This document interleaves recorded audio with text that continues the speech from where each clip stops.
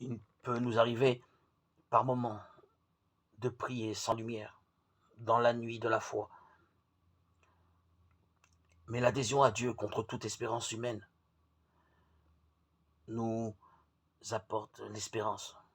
Une prière de foi pas plus grosse que le grain de sénévé, mais assez grande pour que Dieu y renouvelle ses merveilles, peut faire des miracles.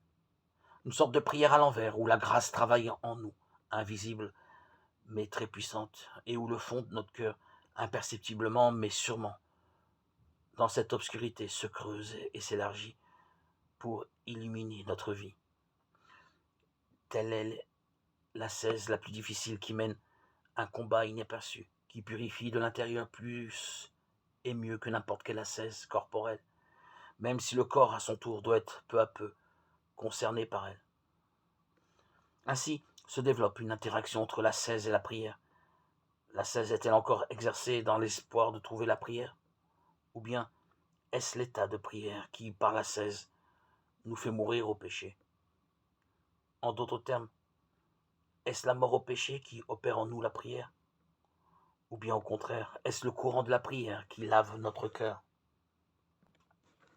des traces du péché? Celui que Dieu a mis en état de prière ne peut plus répondre à une telle question. Il lui suffit que de son cœur éveillé jaillisse une vie nouvelle qu'il puisse écouter Dieu et lui parler dans son cœur. Pour cette vie-là, il renonce à tout, à cette vie en lui. Il se livre tout entier.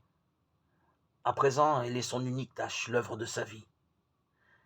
Elle n'est même plus son œuvre à lui, elle est l'œuvre de Dieu en lui.